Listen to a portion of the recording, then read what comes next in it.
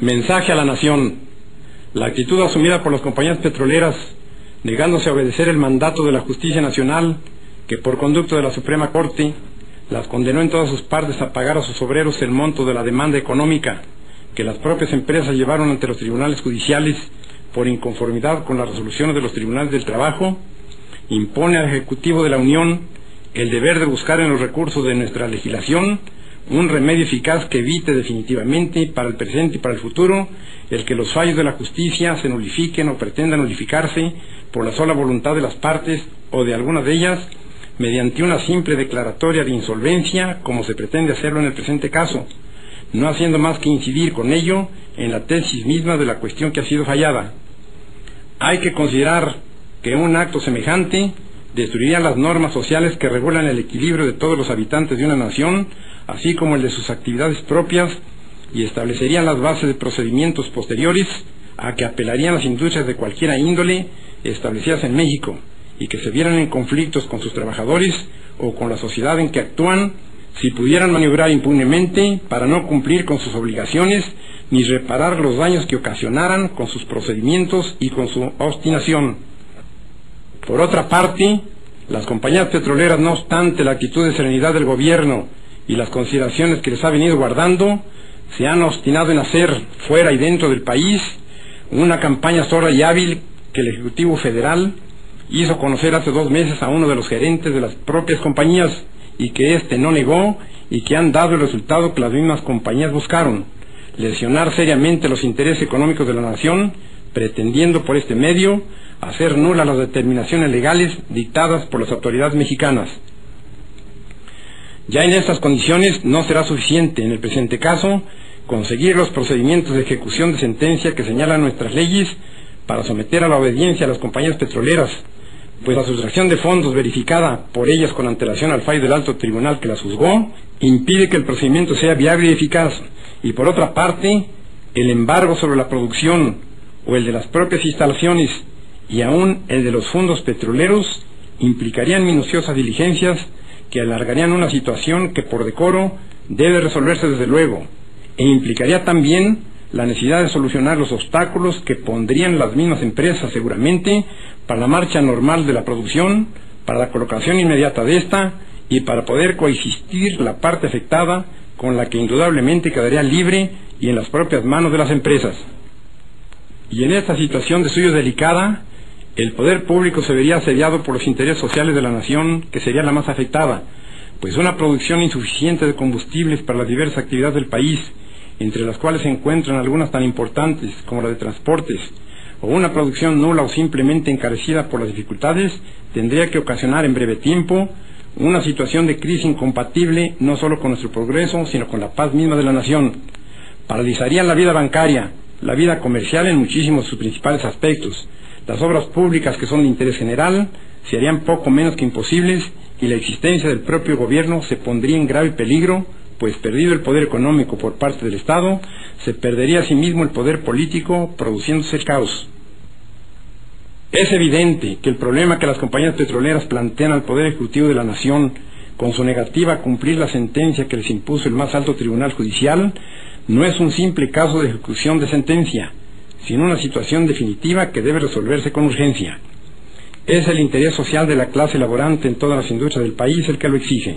Es el interés público de los mexicanos y aún de los extranjeros que viven en la República y que necesitan de la paz y la dinámica de los combustibles para el trabajo.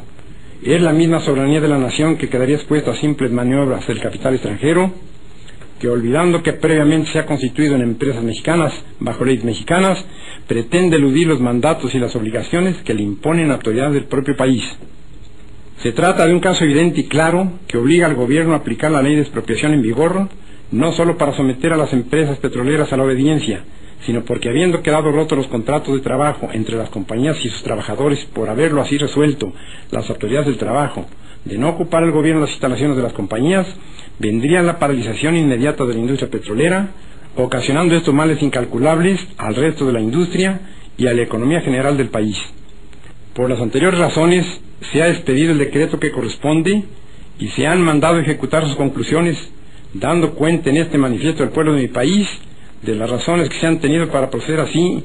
y demandar de la nación entera el apoyo moral y material necesarios para afrontar las consecuencias de esta determinación. Para mayor justificación del acto que se anuncia, hagamos breve historia del proceso creador de las compañías petroleras en México y de los elementos con que han desarrollado sus actividades. Se ha dicho hasta el cansancio que la industria petrolera ha traído al país cuantiosos capitales para su fomento y desarrollo. Esta afirmación es exagerada. Las compañías petroleras han gozado durante muchos años, los más de su existencia, de grandes privilegios para su desarrollo y expansión, de franquicias aduanales, de exenciones fiscales y de prerrogativas innumerables, y cuyos factores de privilegio, unidos a la prodigiosa potencialidad de los mantos petrolíferos que la nación les concesionó, muchas veces contra su voluntad y contra el derecho público, significan casi la totalidad del verdadero capital de que se habla. Riqueza potencial de la nación, trabajo nativo pagado con exiguos salarios, exención de impuestos, privilegios económicos y tolerancia gubernamental son los factores del auge de la industria del petróleo en México. Examinemos la obra social de las empresas. ¿En cuántos de los pueblos cercanos a las explotaciones petroleras hay un hospital, o una escuela, o un centro social, o una obra de aprovisionamiento o saneamiento de agua, o un campo deportivo, o una planta de luz, aunque fuera a base de los muchos millones de metros cúbicos del gas que desperdician las explotaciones? ¿En cuál centro de actividad petrolífera, en cambio, no existe una policía privada destinada a salvaguardar intereses particulares, egoístas y algunas veces ilegales? De estas agrupaciones, autorizadas o no por el gobierno, hay muchas historias de atropellos, de abusos y de asesinatos, siempre en beneficio de las empresas. ¿Quién no sabe o no conoce la diferencia irritante que norma la construcción de los campamentos de las compañías? Confort para el personal extranjero, mediocridad, miseria e insalubridad para los nacionales, refrigeración y protección contra insectos para los primeros, indiferencia y abandono, médico y medicina siempre regateados para los segundos, salarios inferiores y trabajos rudos y agotantes para los nuestros. Otra contingencia forzosa del arraigo de la industria petrolera, fuertemente caracterizada por sus tendencias antisociales y más dañosa que todas las enumeradas anteriormente, ha sido la persistente, aunque indebida, intervención de las empresas en la política nacional. Nadie discute ya si fue cierto o no que fueron sostenidas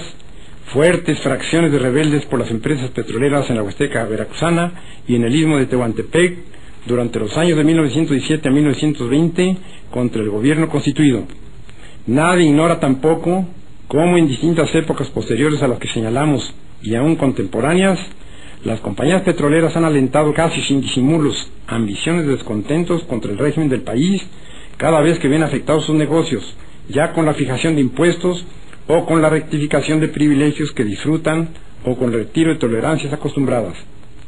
Han tenido dinero, armas y municiones para la rebelión, dinero para la prensa antipatriótica que las defiende, dinero para enriquecer a sus incondicionales defensores, pero para el progreso del país,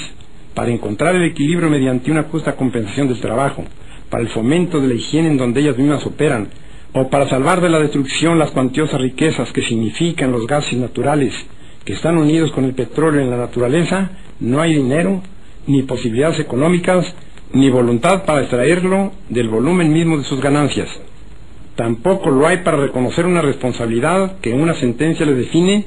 pues juzgan que su poder económico y su orgullo les escuda contra la dignidad y la soberanía de una nación que les ha entregado con largueza sus cuantiosos recursos naturales y que no puede obtener mediante medidas legales la satisfacción de las más rudimentarias obligaciones.